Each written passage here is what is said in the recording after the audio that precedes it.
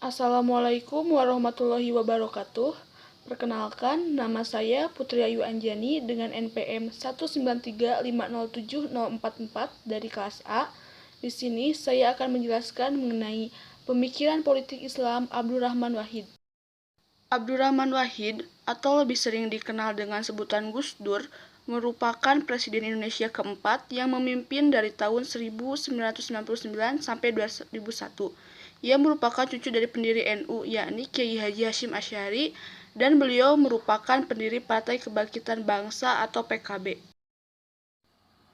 Dalam konteks Indonesia, Gus Dur layak disebut sebagai tokoh politik nasional. Tidak hanya pengaruh politiknya yang luar biasa, melainkan juga langkah politiknya yang cenderung nyeleneh, melawan arus, dan kontroversi.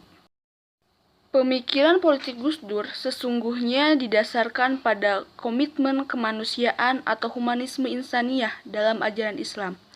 Komitmen kemanusiaan itu pada intinya adalah menghargai sikap toleransi dan memiliki kepedulian yang kuat terhadap keharmonisan sosial. Menurut pendapat Gus Dur, kedua elemen tersebut dapat menjadi ideal modus keberadaan politik komunitas Islam di Indonesia. Gus Dur mempunyai 5 traktat dalam pemikirannya. Yang pertama, dinamisasi dan modernisasi pesantren. Yang kedua, pengenalan Islam sebagai sistem kemasyarakatan. Yang ketiga, Islam dan militerisme dalam lintasan sejarah. Yang keempat, konsep kenegaraan dalam Islam. Dan yang kelima, pribumisasi Islam. Gus Dur mengemukakan dua gagasannya. Yang pertama, Islam sebagai komplementer kehidupan sosial, budaya, dan politik di Indonesia.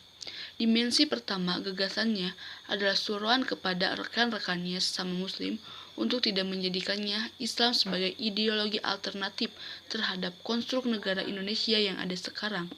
Namun, Islam harus ditampilkan sebagai unsur komplementer dalam formasi tatanan sosial, kultur, dan politik negara, terutama karena corak sosial, kultural, dan masyarakat politik kepulauan Nusantara yang beragam. Oleh karena itu, upaya menjadikan Islam sebagai suatu ideologi alternatif atau pemberi warna tunggal hanya akan membawa perpecahan kepada masyarakat secara keseluruhan. Yang kedua, pribumisasi Islam.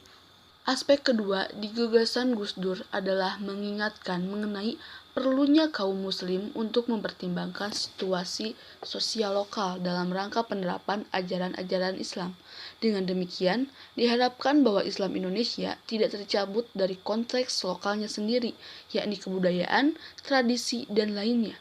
Ketika menjelaskan apa yang dimaksud dengan pribumisasi Islam, ia menulis, pribumisasi Islam bukanlah Jawanisasi atau sinkretisme, sebab pribumisasi Islam hanya mempertimbangkan kebutuhan-kebutuhan lokal Indonesia di dalam merumuskan hukum-hukum agama tanpa mengubah hukum itu sendiri, juga bukan meninggalkan norma-norma keagamaan demi budaya, tetapi agar norma-norma itu menampung kebutuhan-kebutuhan dan budaya dengan menggunakan peluang yang disediakan oleh variasi pemahaman Nas atau Al-Quran.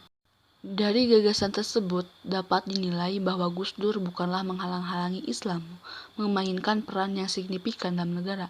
Akan tetapi, setiap kelompok agama diharapkan memberikan peran yang sama bagi kehidupan berbangsa dan bernegara.